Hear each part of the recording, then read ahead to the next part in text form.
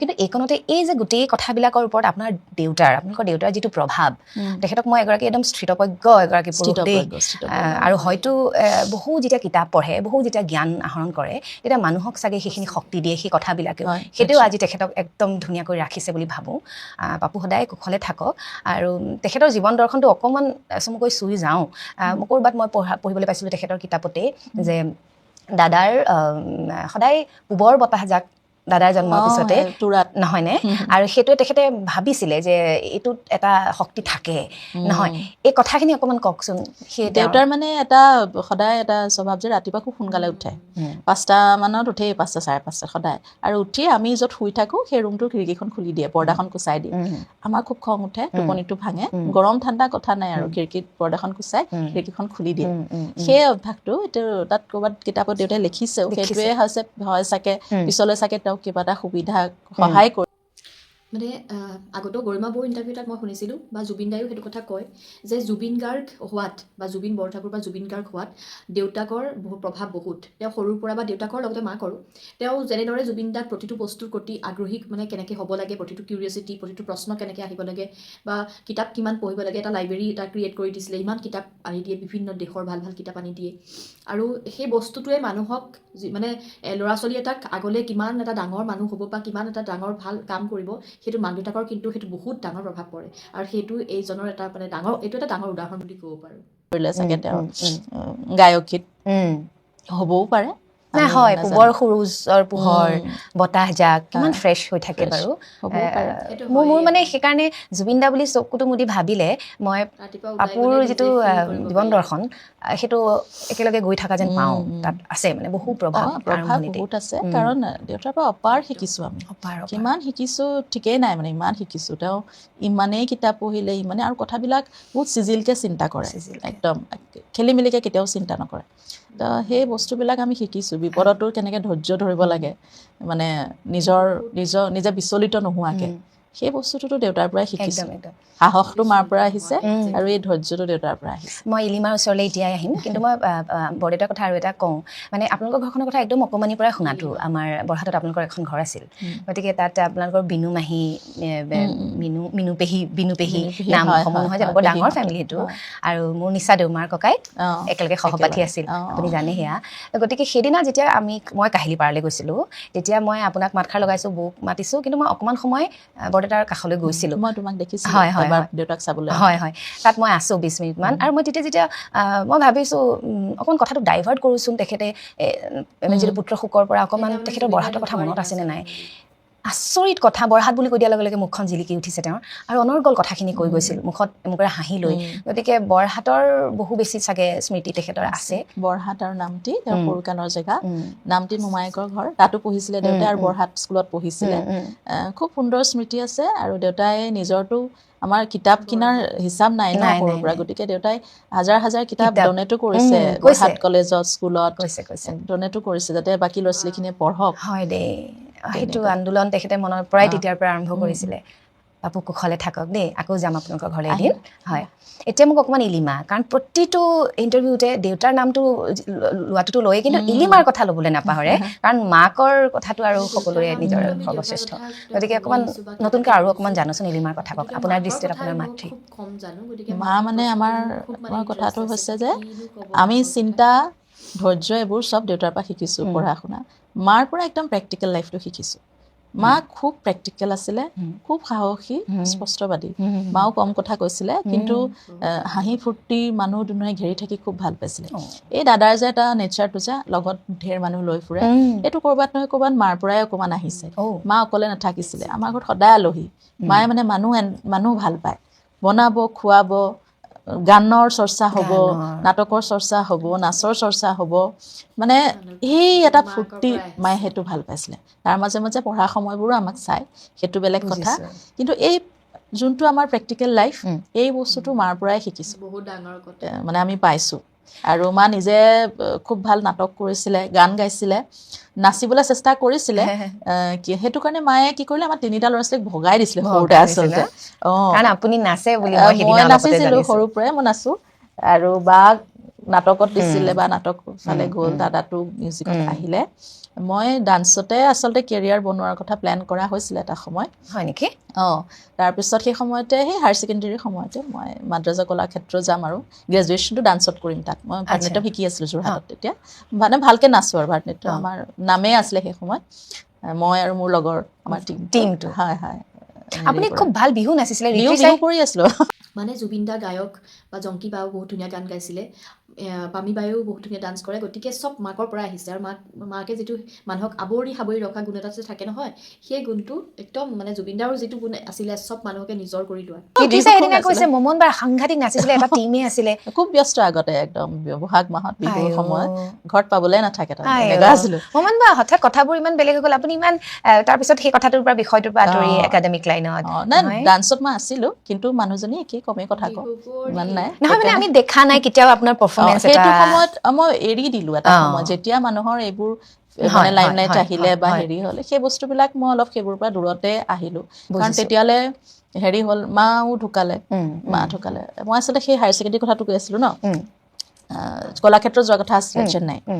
মায়ে মোক লৈ যোৱাৰ কথা আছিলে এডমিশ্যনৰ কাৰণে, কিন্তু সেই হায়াৰ ছেকেণ্ডেৰী ৰিজাল্টৰ সময়তে সেইদিনা মাৰ ইমান গা বেয়া হ'ল যে মাক হস্পিটেলাইজ কৰিব লগা হ'ল। মা অলপ অসুখীয়াও আছিলে, হস্পিটেলাইজ কৰিব লগা হ'ল। তাত থাকিলে বহুত দিন। ইন দ্য মিন টাইম এই প্ৰচেছটো, সময়টো পাৰ হৈ গ'ল, আৰু সেই সময়তটো আৰু লেণ্ডলাইনহে, গতিকে চিঠি টিচিও টাইম লাগে। সেই বস্তু তাৰ এডমিশ্যনৰ টাইমটো পাৰ হৈ গ'ল। তাৰপিছত এতিয়া কি হ'ব, কি কৰিম তাৰমানে ভাবি পোৱা নাই। তাৰপিছত ডিচাইড কৰিলোঁ যে গ্ৰেজুৱেশ্যন ইয়াতে কৰোঁ, জে বি কলেজত কৰোঁ। তাতে যিহেতু চবেই পঢ়া, দেউতাই পঢ়া, বায়ে পঢ়া, দাদাই পঢ়িছিলে, ময়ো জে বি কলেজতে গ'লোঁ, জিঅ'গ্ৰাফী লৈ পঢ়া আৰম্ভ কৰিলোঁ, মেজৰ লৈ। তাৰপিছত মই গ্ৰেজুৱেশ্যন কৰা ফাইনেল দিওঁতে মা ঢুকাইছে গ্ৰেজুৱেশ্যনৰ সময়ত ন। তাৰপিছত আৰু মোৰ সেই ডান্সৰ প্ৰতি হেঁপাহটো নোহোৱা হৈ গ'ল, মই বাদেই দিয়াৰ নিচিনা হ'ল। মই এইটো কথা পঢ়া শুনালৈ গুচি আহিলোঁ। বুজি পাইছোঁ মই সেইটো। মই আপোনাক বিশেষ এটা প্ৰশ্ন আছে। তাৰ আগতে মই ইলিমাৰ অকণমান ইতিহাসটো, মানে ইলিমাৰ ঘৰটো আছিল অৰিজিন ক'ত? সৰু চৰাই পুলিবৰ বুলি কয়, যোৰহাটত পুলিবৰ। আৰু তেখেতে দাদাই কোৱা মতে অধ্যাপক আছিলে, দিল্লী অধ্যাপক।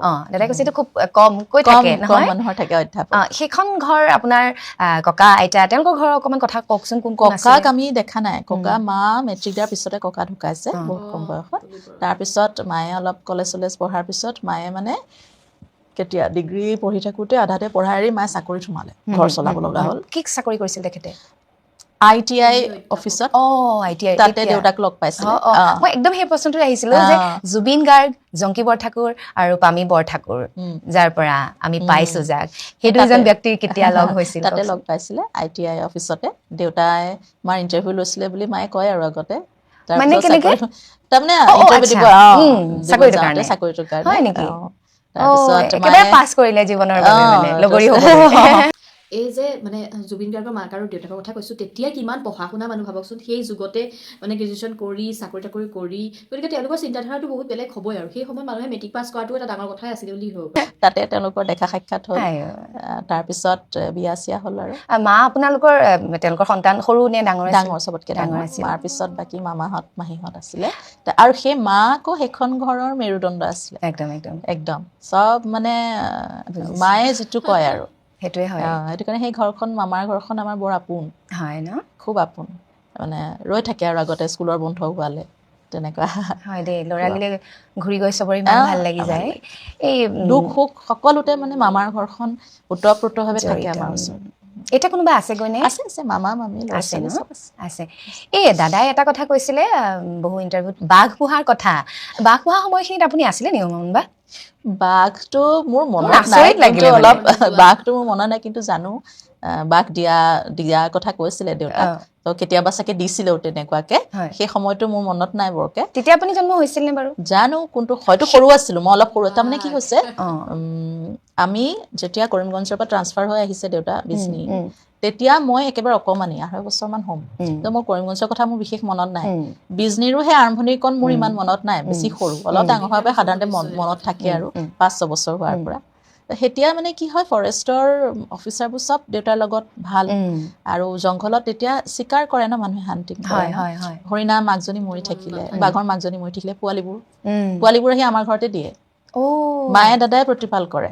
পিছলে আমি অলপ ডাঙৰ হ'লোঁ, তেতিয়া আমিও অলপ হেল্প কৰোঁ তেতিয়া পোৱালিবোৰ অকণমান ডাঙৰ কৰি তাৰপিছত আকৌ জংঘলত এৰি দিয়ে বা ময়ূৰলৈকে পুহিছে সেই তেনেকুৱাতে চাগে বাঘ পোৱালিও আনি দিছিলে না আচলতে এই প্ৰশ্নটো কিয় কৰিছোঁ যে জুবিনদাৰ যিটো প্ৰকৃতি প্ৰেম বা জীৱ জন্তুক লৈ যিটো প্ৰেম সেই প্ৰীতিটো মানে এই গোটেই পৰিৱেশবিলাকেই দিছিলে নহয় পৰিৱেশবিলাকে দিছিলে কাৰণ আমাৰ মা দেউতা চবেই প্ৰকৃতি প্ৰেমী চব ভাল পায় দেউতাও অফিচৰ কামত ক'ৰবাত যেনিবা গ'ল আগতে মনত আছে ৰাস্তাত কুকুৰ পোৱালি দেখিলে মাক যদি নাই উঠাই আনি আমাক দি দিয়েহি ডাঙৰ কৰিবলৈ মাক দি দিয়েহি মায়েও ডাঙৰ কৰে সেইবোৰ দেখিছোঁ অকণমানি জীৱ জন্তু তাৰমানে জংঘলত যিমান মানে অসহায় জীৱ জন্তু থাকে আমাৰ ঘৰলৈ প্ৰথম আনে কাৰণ সেই সময়ত সেই জেগাবিলাকত সেই পোৱালিবোৰ ৰাখিবলৈ ছাৰ্ভাইভ কৰাবলৈ তোমাৰ সুবিধা নাছিলে গতিকে আমাৰ ঘৰখন যিহেতু প্ৰকৃতিপ্ৰেমী আমাৰ নিৰাপদ বুলি ভাবে নিৰাপদ আমাৰ ঘৰত এনেও হাঁহ কুকুৰ চব থাকে মানে ভাটৌ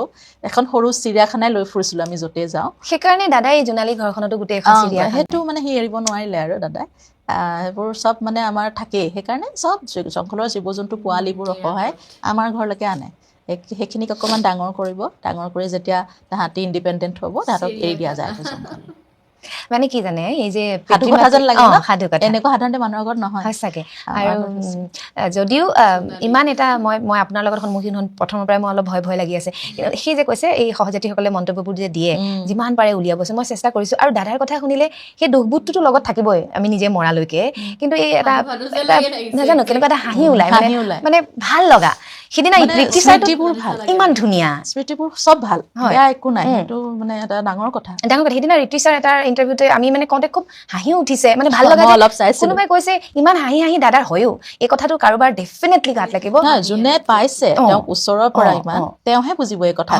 যে যেতিয়াই আমি দাদাৰ কথা পাতো চকু পানীটো পিছত আহিব চকু পানীটো থাকিব তাৰ লগত কিন্তু হাঁহি এটাও থাকিব কাৰণ মানুহজনৰ লগত স্মৃতিখিনি সদায় সুখৰ খুব ধুনীয়া খুব সুন্দৰ তেখেতে বিলাই থৈ গৈছিল এনেকুৱা স্মৃতি কিছুমান মন বা অকণমান ব্যক্তিগত কথা কিন্তু মই কওঁ যে মোলেও এতিয়া যি মানুহেই ফোন কৰে ভাই ভনী দাদা বাইদেউ বন্ধু মানে শেষটো গৈ সদায় জুবিন গাৰ্গৰ শেষ হয় আৰু কালি ৰাতিও শোৱাৰ পৰত মই শেষটো মই জুবিন গাৰ্গৰ কথাই পাতিছোঁ ভাই এজনৰ লগত আৰু মই মানে কালি যিহেতু প্ৰথম পূৰ্ণিমা এই বছৰটোৰ মই কওঁ আৰু যে মই সদায় জোনটোক মানে মই গুড নাইট দিওঁ কাৰণ দাদাই তৰা নহয় বুলি কৈছে নহয় নিজক জোন গতিকে মই সদায় গুড নাইট দিওঁ ভালকৈ থাকিবলৈ কওঁ তাৰপিছত মই মানে মোৰ ভাইজনৰ লগত কথা এটা পাতিছিলোঁ গা বেয়া ভৰি দুখ পালে ভৰি ভাঙি ফ্ৰেকচাৰ হৈ আছে তো মই ক'লোঁ আজি পূৰ্ণিমা তুমি জোনটো পালে এবাৰ সেৱা এটা কৰি দিলে ভাল আছিলে এনেকৈ কৈছে মামুন বা মই খিৰিকীৰ ফালেদি জোনটোৱে দেখি আছোঁ আৰু মই জুবিন গাৰ্গ বুলি ভাবিয়ে কথা পাতি আছোঁ এনেকৈ গতিকে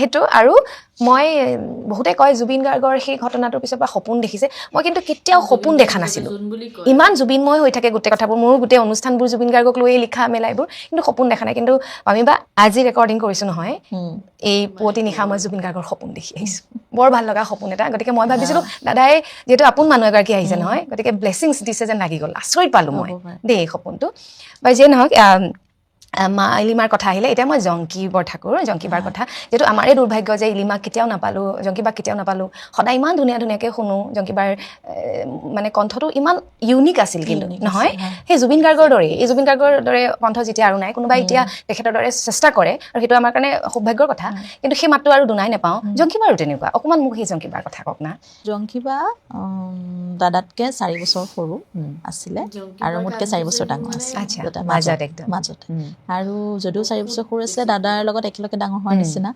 গতিকে খেলা ধূলাবোৰ দাদাৰ লগতে কৰা তাই সেই ল'ৰাৰ নিচিনাই আছিলে তাৰমানে আৰু আমাৰ ঘৰত চবতকৈ সাহসী তাই আছিলে একো কেয়াৰ নকৰে তাৰমানে কাকো ৰাতি 12টা 2টাত ওলাই যাবলগীয়া হ'লেও লাঠিডাল ওলাই যাব একো কেয়াৰ নকৰে মানে তাই এইটো দাদাইও কৈছিলে এবাৰ ক'ৰবাত একদম বোলে খানাপাৰাৰ পৰা জোনালী ওলালে কিবা খং খং উঠি গুচি গ'ল খোজকাঢ়ি গুচি গ'ল তেতিয়া আপোনাতকৈ ওখ পাখ নেকি তাই ওখ পাখ তাই অলমষ্ট তাই হাইটটো দাদাৰ অলমষ্ট সমানেই ছোৱালীক অলপ বেছি ওখ লাগে ওখ আৰু তাই হিল পিন্ধিলে দাদাৰ সমানেই হৈ থাকে ভনীয়েক ককায়েকৰ যিটো মৰম নহয় মৰমখিনি ইমান পিয়ৰ আৰু মেজিকেল নহয় তেওঁলোকৰ প্ৰতি জুবিন দায়ো আগতে ইণ্টাৰভিউ জংকীবাৰ হওক বা পামীৰ কথা বা পামী বাইদেউৰ কথা যদি কয় তেতিয়াহ'লে খুব প্ৰাউডলি কয় আৰু এওঁলোকো মানে খুব প্ৰাউড নিজৰ ইজনে সিজনক লৈ আজিকালি সেই বস্তুটো খুব কম দেখা যায় একচুৱেলি মানে আপুনি জংকীবা বুলিয়ে কৈছিলে নে না মানু দিদি বুলি কওঁ তেখেতৰ নাম মানু দিদি নহয় মাইনা ঘৰত মাইনা মাতে মাহঁতে আমি সেই কৰিমগঞ্জত থাকা যে মই জন্মৰ পিছতে আমি কৰিমগঞ্জতে থাকা তাইও তেতিয়া মানে সৰুতে আমি বেংগলী কৈছিলোঁ সৰুতে মই অসমীয়া পিছতহে শিকিছোঁ, বেংগলী বেছি শিকিছিলোঁ। প্ৰভাৱটো থাকিলে যে এতিয়া পাহৰিলোঁ দেই, এতিয়া মনত নাই। বুজিছোঁ, বুজিছোঁ। তেতিয়া তাতে মই মানু দিদি বুলি মাতো তাইক, বা নহয় দিদি মাতো মানে। আচ্ছা, মানু দিদি, গল্ডি দা, মানু দিদি আৰু মমন বা। মমন সেয়া। তাৰপিছত তাই সেই তাৰ লগত, দাদাৰ লগত মানে তাইৰ বণ্ডিংটো খুব বেলেগ আছিলে। দুইটা বন্ধুৰ নিচিনা আছিলে। আৰু দাদাক বলে পৰা মানুহ বাকহে দেখিছোঁ। নোৱাৰ যাব মানে এনেকে ধৰি থৈ দিব, সি লৰচৰ কৰিব নাই। দাদাক ক্ষীণমিন, সৰুৰ পৰা ক্ষীণমিন, বা মানে অকণমান হেল্ডি, ওখ পাখ, তাই মানে জোৰ আছে তাই হা। তাৰপিছত তাই মানে সেই নোৱাৰ যাব বুলি এনেকে ধৰি থলে মানে নোৱাৰে যাব, মানে এনেকুৱা টাইপৰ আছিলে। আৰু পিছলৈও আৰু দুটা সেই দবৰা দবৰি কাজিয়া এইবোৰতো মানে তাহাঁতৰ লগত, তাহাঁত দুটা খুব হয় আৰু সেইবোৰ উৎপাতবোৰ। হাঁহিও ওলাইছে জানানে, ইমান ভাল লাগিছে। সেইকাৰণে তাই যোৱাৰ পিছত দাদা বহুত বহুত দিগদাৰী হৈছিলে, তেওঁৰ সেই ফেজটোৰ পৰা ওলাই আহিব। মানে মই ক'ৰবাত শুনিছিলোঁ দাদাই বোলে তাত উন্মাদৰ দৰে জংকীক জীয়াবৰ বাবে ব্লাডটো ক্লোন, সেইটো মই পিছতহে গম পাইছোঁ। কওকচোন। পিছতহে গম পাইছোঁ, মই গম নাপাওঁ। এনেই তাই পিন্ধা কাপোৰ এযোৰ ময়ো থৈ দিছোঁ, তাই পিন্ধা শাৰী এখন ময়ো থৈ দিছোঁ। মই পিন্ধো মাজে মাজে, ক'ৰবাত পিন্ধো। সিও তেনেকৈ থৈ দিছিলে ব্লাড লগা তাইৰ কাপোৰ এখন। সেইটো পিছতহে মই গম পাইছোঁ দেই, কোৱা নাছিলে। তাই এটা আশা আছিলে আৰু যদি পাৰে আকৌ আনিব। আচ্ছা, দাদাৰ বাৰু এনেকুৱা ফিল হৈছিলে নেকি যে সেইদিনা যিহেতু মানে দাদাই জংকীবাই বহি থকা ঠাইত গৈ দাদা বহিলেগে, দাদাৰ ঠাইত এনেকুৱা কিবা এটা হোৱা নাছিলে জানো এই অনুষ্ঠানটোত গাড়ীখনত? সেইটো তেওঁৰ কিবা নিজৰ কিবা অলপ দুখী দুখী লাগি থাকে নেকি? দাদাই সদায় নিজকে দুখী ভাবে, কাকো দুখ নিদিয়ে। ইনফেক্ট মা যেতিয়া হস্পিটেলত আছিলে, ডক্টৰে ক'লে যে এতিয়া ভেণ্টিলেশ্যনটো খুলি দিব লাগিব, আপোনালোকে আপুনি ক'লে আমি খুলি দিম হা, কাৰণ অলৰেডি 2-3 ঘণ্টা ভেণ্টিলেশ্যন মানে এক্সট্ৰা দিছে আৰু বোলে এনেই ৰাখি থাকি লাভ নাই, অলৰেডি শ্বি ইজ ন' মোৰ, তো ভেণ্টিলেশ্যনটো আপুনি ক'লে খুলি দিম। সেইটোতো দাদাই কোৱাৰ পিছত খুলি দিছিলে, সন্মতি দিছিলে, কাৰণ হস্পিটেলৰ কাগজত তেওঁৱে চাইন কৰিছে, তেনেকুৱা। গতিকে তেওঁৱে ক'ব লগা হৈছে। সেইটো কাৰণেও নিজক দুখী বুলি সদায় ভাবি থাকিলে, আৰু বাৰ ক্ষেত্ৰতো নিজক দুখী বুলিয়ে ভাবি থাকিলে। কাৰণ গাড়ীখনৰ পৰা সি জাষ্ট নামি নিজৰ বাছখন লৈ গৈছে, আৰু তাৰ জেগাত বা আগলৈ গুচি আহিছিলে বেক ছিটৰ পৰা, জয়ন্ত দাই চলাইছিলে, জয়ন্ত পাত্ৰ। তো সেয়ে তেওঁ নিজক সদায় সেই হিচাপত দুখীয়ে ভাবিলে যে কিজানি হয়ো, মানে দুখী ভাবিব নালাগে। মই ভাবোঁ সেইদিনা বায়ে দাদাক বচালে, মই অকণ পজিটিভলি ভাবোঁ। অসমৰ বাবে, আপোনালোকৰ পৰিয়ালটোৰ বাবেও, চবৰে বাবে। আপুনি যে কৈছে, আপুনি যে লিখিছিলে 100 বছৰ জীয়াই থাক, দাদা কায়িকভাৱে নাই 100 বছৰ বুলি নহয়, পৃথিৱী থকালৈকে চাগে, অসমখন থকালৈকে দাদা আছে আমাৰ লগত, নহয়? দাদাক চাগে বহুত আগৰ পৰাই নিবলৈ চেষ্টা কৰি আছিলে নিচিনা কেতিয়াবা লাগে, যেন মানুহবোৰে নিজৰ জীৱন দি তেওঁক ৰখাই থৈছিলে। কেতিয়াবা তেনেকুৱা ভাবো হয়, বায়ে যেন ৰখালে দাদাক, কাৰণ তেওঁ কৰিবলগীয়া বহুত আছিলে, হয়নে? এতিয়া 2002তে যদি 2ৰ পৰা তেওঁ বহুত সময় পালে, তেওঁ বহুত কৰিছে সেইখিনি। চিনেমাখিনিতো এইখিনিতহে আৰু তাৰপিছতে, আৰু মই তেনেকেই ভাবোঁ আৰু। মানে মমন বা, মই আপোনাক এটা কথা সুধো দেই, আপুনি জীৱনটো কেনেকে লৈছে? মানে আপুনি মাক হেৰুৱাইছে, আপুনি দাদাক হেৰুৱাইছে, আপুনি জংকীবাক হেৰুৱাইছে, তাৰপিছত কি জীৱনটো? নেজানো, কিন্তু ইমান বছৰে, যোৱা 20-21 বছৰে। নাকান্দিব আপুনি, নাই কেতিয়াবা আকৌ চকু পানী ৰখাবও নালাগে বুলি ভাবোঁ দেই, কান্দি দিবও লাগে। দাদাই মানে মা বা দাদা 3জন মানুহ হৈ আছিলে মোৰ কাৰণে, সেইটো গতিকে চম্ভালি লৈছিলে 3জন হৈ পেলাই মোৰ কাৰণে। এতিয়াহে মই সাংঘাতিক অকলশৰীয়া হৈছোঁ। মানে মোৰ এনেকুৱা লাগে এই সময়ত আটাইতকৈ দুৰ্ভগীয়া গৰাকী আপুনি যেন লাগিছে। মানে মই এই শব্দটো কৈ ভাল কৰিছোঁ ভুল কৰিছোঁ নাজানো, মোৰ নাজানো এইটো সঁচা কথা নাই। টিচু এখন দে না ববি, মানে এজন মানুহ পৃথিৱীৰ পৰা নিজৰ আপোন মানুহ নাইকিয়া হৈ গ'লে সেইটো চম্ভালিবলৈ ইমান কঠিন। আপুনি মানে মই আপোনাক একদম মানে কি কওঁ, মোৰ ভাষা নাই ববি। এই তাৰপিছত আপুনি জীৱনটোক কেনেকৈ লৈছে? নালাগে, তাৰপিছত আপুনি জীৱনটো কেনেকৈ লৈছে? মানে কি, মানে জীৱন মানে কি? যুদ্ধত সেনাপতি সলনি হয় নহয়, নাও ইটছ মাই টাৰ্ণ। ৰাইট। দেউতা আছে, বৌ আছে, ছোৱালী 2জনী আছে। গৈ থকাই জীৱন যে গৈ থাকিব লাগিব অপশ্যন নাই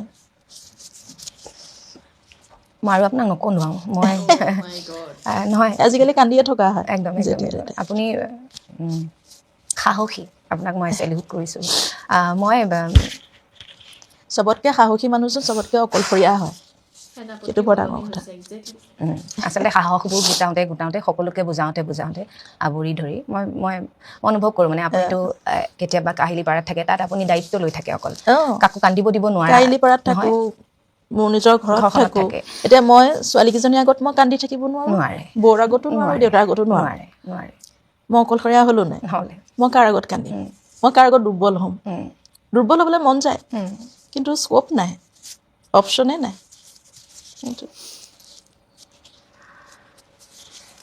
মই কিবা সুধো এতিয়া মই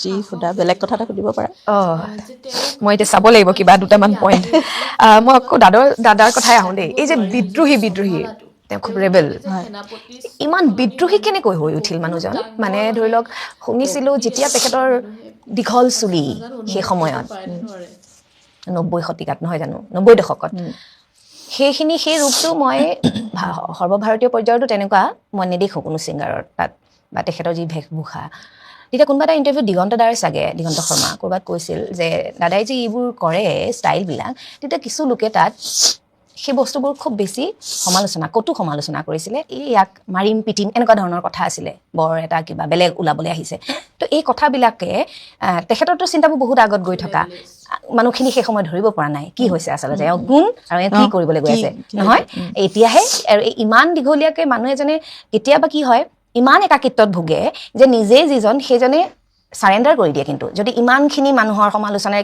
ইমান সকলো শক্তিশালী নহয় কিন্তু দাদা ইমান শক্তিশালী আছিলে তেতিয়াৰ পৰা এতিয়ালৈকে নতুন মানুহ হৈ থাকিলে আৰু একেবাৰে অকণমানি ল'ৰাটোলৈকে আজিকালি জন্ম হোৱাৰ পিছতে মায়াবিনী গাবলৈ শিকিলে আটাইতকৈ ডাঙৰ কথা মই আপোনাক কৈছিলোঁ মোৰ ভাইটিৰ ছোৱালী এজনী জন্ম হৈছে গম পালোঁ জন্মতে ৰৈ বিনালে গানটো লগাই দিছে ডাক্তৰে গতিকে অকণমানিৰ পৰাই গতিকে ভাবক তালৈকে শিপাইছে গতিকে সেই যে একাকিত্বত ভুগিছিলে মই ভাবোঁ একাকিত্বটো এটা খুব প্ৰয়োজন সৃষ্টিৰ বাবেও দেই নুবুজিলে নাই কিন্তু এটা সময়ত মানুহে বুজেগৈ কিন্তু বৰ দেৰি হয় কেতিয়াবা শেষ হোৱাৰ পিছতহে সেইটো আপুনি কওকচোন অকণমান সেই বিদ্ৰোহী কেনেকৈ হৈছিল বিদ্ৰোহী জুবিন গাৰ্গৰ বিদ্ৰোহী বুলি মই নকওঁ বিদ্ৰোহী তেওঁ কেতিয়াও নাছিল মই ভাবোঁ বিদ্ৰোহ কৰিব তেওঁ আছিল স্পষ্টবাদী আৰু স্বাধীন চিতিয়া মনৰে আছিল স্পষ্টবাদী আৰু নিজে যোনটো সঠিক বুলি ভাবে সেইটো কৰি ভাল পায় ভুলটো দেখিলে স্পষ্টকৈ কৈ দিয়ে যে এইটো ভুল এইটো হ'লে নহ'ব মই ভাবোঁ তেওঁ খুব বেছি স্পষ্টবাদী আছিলে বিদ্ৰোহীতকৈ বিদ্ৰোহী হোৱা হ'লেতো আৰু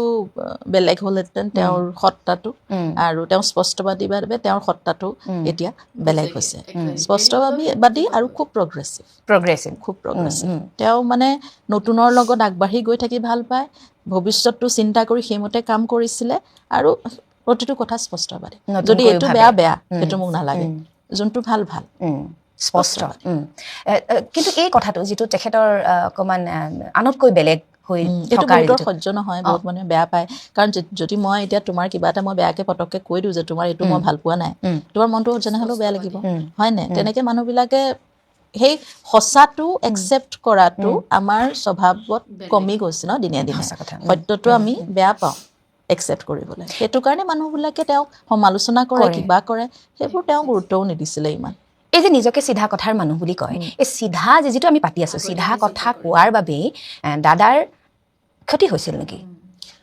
ক্ষতিটো এটা হৈছে সমালোচনাৰ কাৰণে ক্ষতি হৈছিলে মনত যিমানেই মানুহ ষ্ট্ৰং নহওক ক'ৰবাত ইমানখিনি কৰি থকাৰ পিছতো যদি কোনোবা এটা বেয়া শুনে এক ছেকেণ্ডৰ কাৰণে ফ্ৰেকশ্যন অফ এ ছেকেণ্ডৰ কাৰণে হ'লেও মনটো বেয়া লাগে সেই এটা দুখ কেতিয়াবা লাগে কিন্তু তাতকৈ বেছি তেওঁ সেইবোৰ বস্তু কেয়াৰ নকৰিছিলে বৰ গুৰুত্ব নিদিছিলে সেইবোৰ তেওঁ নিজৰ কামটো কৰি গৈছিলে আৰু তো কৈছিলেও যে মোৰ কামবোৰ পিছতহে বুজি পাবি